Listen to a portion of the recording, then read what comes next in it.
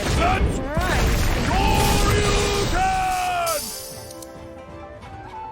I'm not asking for much. Only your soul. What's up YouTube, it's Io the Bow, and today we have TEPPEN World's pick Jill Valentine. Jill Valentine is a favorite amongst Japan players. For example, Tarakomon's World Championship 2019 success took Jill Valentine twice in both the qualifier tournament and in the 2019 World Championship, reaching him to grand finals.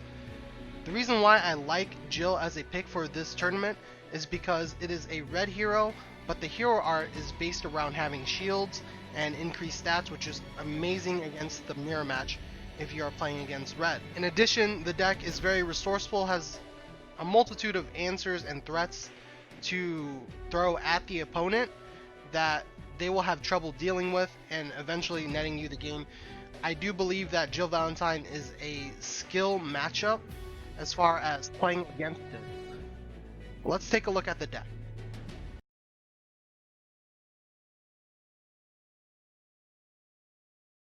So this build is by a player named Karan, and this build is a traditional take to Jill Valentine, but there are some additions from newer sets. For those of you who don't know Jill Valentine is a deck that's pretty mid-range in my opinion. It focuses more on the buffs, but the rest of the deck is going to be cards that answer what your opponent does. So you'll see that the hero art is antibody activation if your explore count is 3 or higher. Give an ally +1/+3 and shield. But you do need to get that 3 explore, which has always been, you know, Jill's niche. But it is a lot easier to do now because of this new card called Molsters. Molsters is a 1 MP action card that explores for a Little Moly. Little Moly is a 2 MP unit, and it can, once played, swap positions with another card on your board, giving you some advantage. When that swap happens, the attack line is still going, so you can use this ability to sneak in some damage in an empty lane. In addition to new cards, we have Trump Card.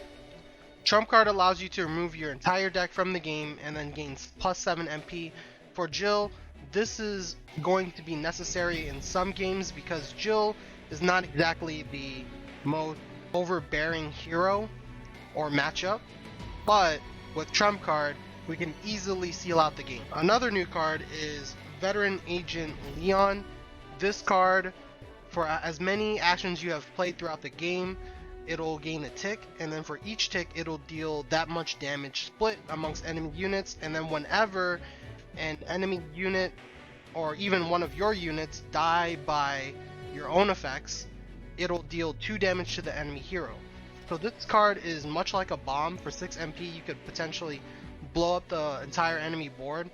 Jill, especially nowadays, plays a ton of actions because of all the explores. You're getting actions into your EX pocket, and those will count towards Veteran Agent Leon. And that's the same exact reason why we have FD Ryu, Fate Defying Ryu. This also scales with action cards. The deck also plays 2 Nash, which requires 3 Explore to get 3/9 stats, but it has combo, which means that it's going to be a big threat. When you have antibody activation on this, it becomes a 4/12. For 4 MP, that's a really good deal. Next up we have Carlos. Carlos can explore for shield. You can definitely use this for defensive mechanics, but also a great tool to have against the red mirror. Next up we have Great Roggy. This card is really good with trading out against enemy units, but when you also have antibody activation to heal this card, it'll just scale for quite a large time, quite a large amount. And that scaling will make it into a bigger threat that your opponent has to usually spend more resources to defeat a 3 MP unit. Torchbearer Axel in here can copy any enemy unit in the game once you get that growth level off. And this card is generally against the black matchup. You really want to use it against Orochi, so you can copy the Orochi and it's going to save you the game. Usually Orochi would make you lose because it takes so much resources to beat that card, but Torchbearer Axel will help you counter that play. In addition, against any other matchup, I feel like there are key cards that you want to copy, but you kind of just have to play as it goes. You know, don't copy something that's very cheap or useless unless you have to, but definitely try to set up some plays where you can copy something with high value, like an Orochi, for example. Next up, we have Hellbat. This card is a 2/1 flight and explores for detonation. Detonation is a 2 MP, deal 6 damage to an enemy unit. This card can be used to be a threat as well as answer 2 threats with the detonation. Claire Redfield, if you have 3 explore or higher, you can deal 6 damage to an enemy unit in front of Claire, and this unit is also a 3/1 for only 3 mana, so you can answer a card and then also have a sitting threat on the board. Next up, we have Agent's Memories. They changed Agent's Memories, so now it is a 2 MP, deal 2 damage to an enemy hero or a unit, and at 4 memory, it'll deal 5 instead. Next up, we have Liberating Slash. It deals 9 damage to any unit and then gives 9 life to whoever was controlling that unit. This can be used for offensive or defensive plays. Sometimes you want the 9 life to stay alive, but you really want to wait and watch out to see if your opponent plays something that you can't deal with. This is one of your emergency buttons, to where if your opponent plays a big card that you normally can't deal with, this card usually takes care of that. And giving them that 9 life is better than losing the game just right out. So don't focus too much on the life aspect, but focus more on the 2 MP and deal 9 damage aspect. We have Trust Admit Suspicion. This card is great because TEPPEN's already a game that you can draw so much and draw so fast that giving them that 1 extra card to deal 4 damage does not really matter. And in the Jill mirror matchup, this is great because once you put cards into the Jill player's EX pocket, they have trouble playing their Explore cards. So it's a great countermeasure card as well as just playing it outright. We have State of Nothingness. State of Nothingness is one of the more powerful cards in this game. State of Nothingness allows you to gain +1 attack to one of your units for every action you play, because Jill is an Explorer character and plays Explore cards. The Explore cards already tick up action to boost this damage up. Chain Fist is a card where every time you use it, it will gain +1 damage. So the first time you use this card, it will be a 2 damage, second time is 3, third time is 4. Bushin Ryu Awakening as a 1x. This card is used to activate any of your units' Explore triggers, so you can get it for that 1 MP, a very cheap cost, but it also starts the action phase, so you can use this card to set up different scenarios to where your opponent might mess up. Here is the QR code.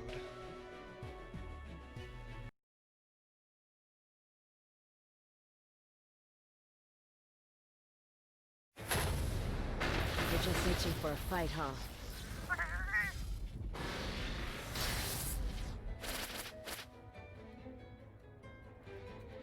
So this hand is not ideal because we have no Explore. We could run with it, but having a mulligan is much better. And here we have the Molsters, so we can use that to get our first Explore.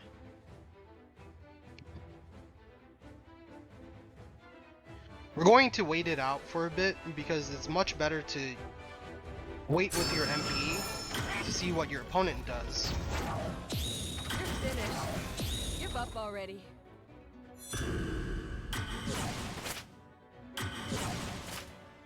Unfortunately, this hand looks really bad.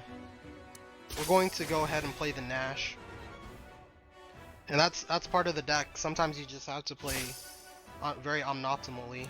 But we can use this Molsters to get this damage in. Next up, we do want to try and filter, so we're going to use this Chain of Fist. We'll probably follow up with a Trust, and that's going to kill unless they have something here. Okay, they do try to kill our Molsters, which it goes through. But let's go ahead and get some detonates out. And because we saved so much MP Just accept it. at the beginning, we have all this resource to play with. Unfortunately, they did have the seal, so we're still stuck at 2 explore counts. Now we're talking. There's no point resisting. Just accept Okay. it. If they play in action, it'd be a grave mistake. All preparations complete.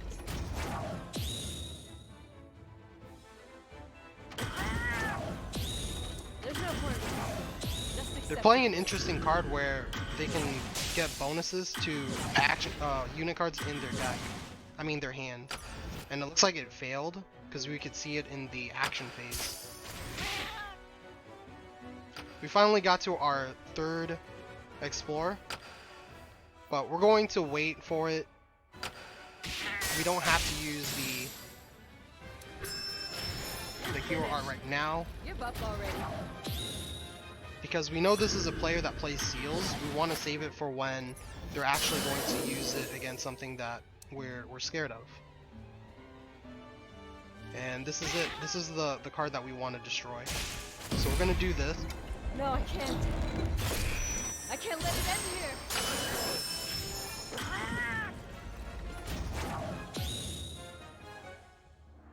You're finished. Fine, we're gonna give them the 9 health. Obviously I knew they were gonna play that card, There's no point. so that's why I Just accept your fate. use Liberating Slash first, because I could follow up with agents, and because I use agents after, it'll kill the unit.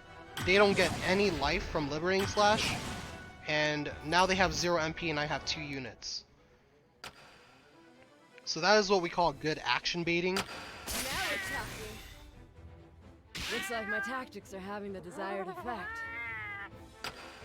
Because ideally you don't want them to gain the 9 health, and I played it in a way where they didn't even get the health.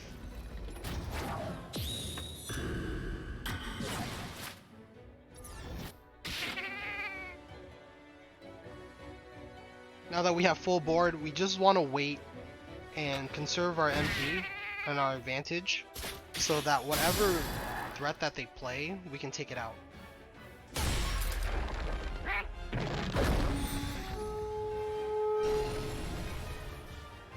Ideally, I do want my cards to die pretty soon because we are reaching to max.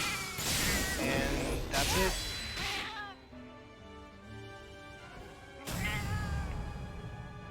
If nothing else, I hope you manage to find some peace.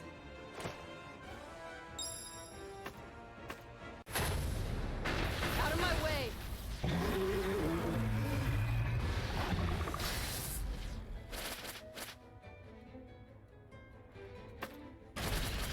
That hand was not that great either, and then we drew into another bad hand. But these hands are workable.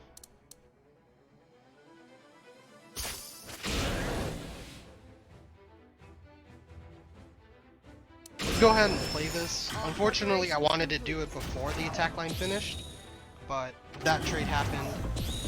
And maybe it didn't matter because they just bounced our card. I'm going to go ahead and use Give up already. Trust here, because it's the most effective burn spell in our hand, and we can last minute drop this to trade. Oh, it looks like they already had a plan for that, so we're gonna go ahead and kill this All with preparations Liberating complete. Slash. It has a lot of health and has flying. Oh, they play purple. There's no That point. is surprising. Just accept your fate.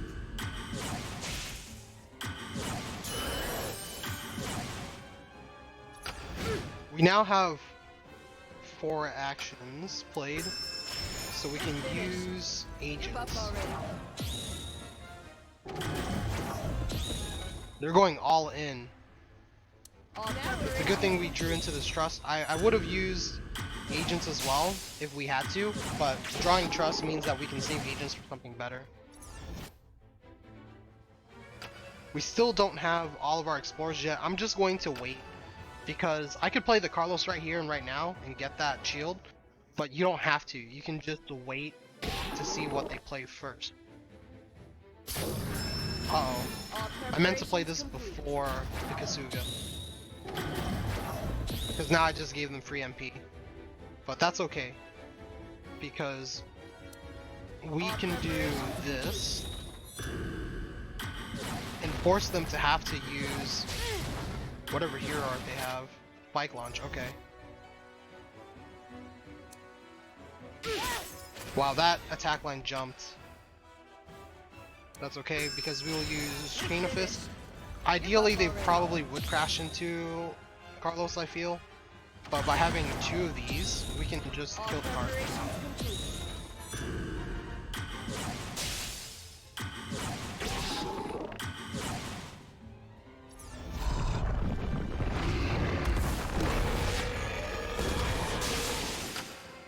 Go ahead and play Nash. We do have to remember that they do play Fate of the Unworthy, so using too many antibody activations is probably not in our best interest. Looks like my tactics are having the desired effect.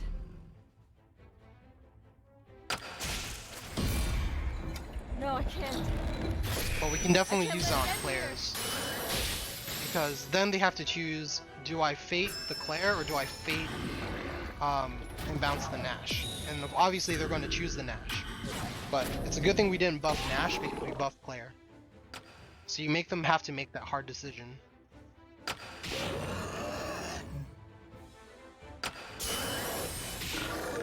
We're going to play from our EX pocket because if we need a Carlos or a Hellbat, this helps us keep our hero art.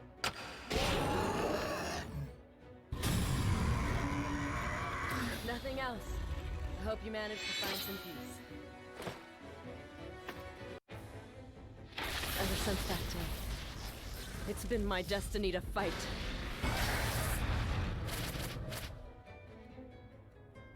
This hand is decent, but I don't really like having trump card in our opening hand, and it looks like we ended up with it anyways. But I do like that we have a Hellbat now, because Hellbat is much more powerful turn 1 play.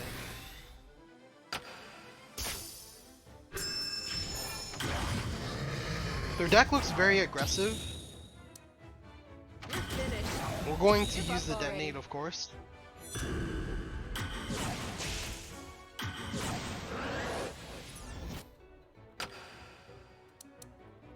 And then all we have to do is just block here.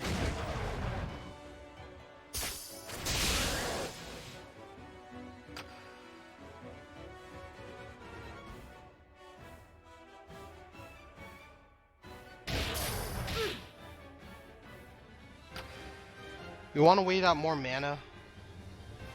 You're finished. Give up already.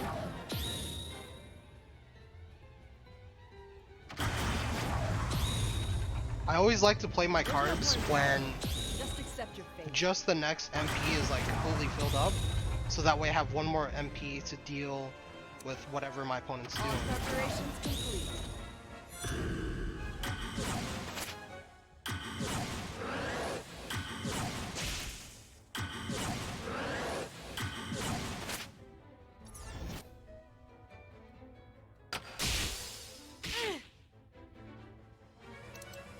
I want to see what they can do against this No, I FDR. can't. I can't let it end here. I think most red decks can't really deal with this.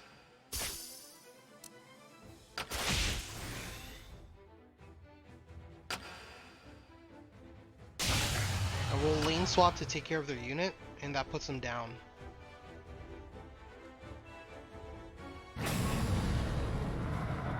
Nothing else. I hope you managed to find some peace.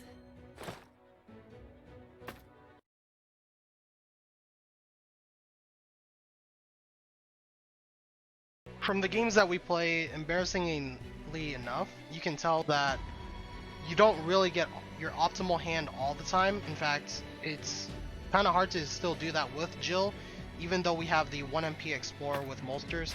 I will say it's a lot better than it was before, and this deck does still have its merits against playing against high level top tier meta decks, because you have so many options to deal with stuff, even though that in Red's design you're not really supposed to have that, because a lot of red card design besides Explore is just all damage. You don't really see other abilities like Seal, Destroy, or Bounce. You know, you don't get those abilities.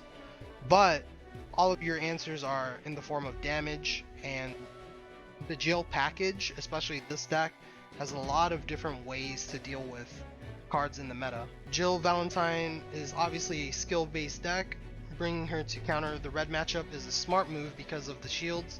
As you saw in the games, Jill is also very resourceful, has a decent tempo, and can keep up in varied matchups. I'm not sure if many players will pick Jill during the World Championship 2020, but it really depends on if they think that their opponent's going to pick their red deck. And I do think that this deck is good, but it is matchup dependent. Thanks for watching, and I'll see you at TEPPEN World Championship 2020.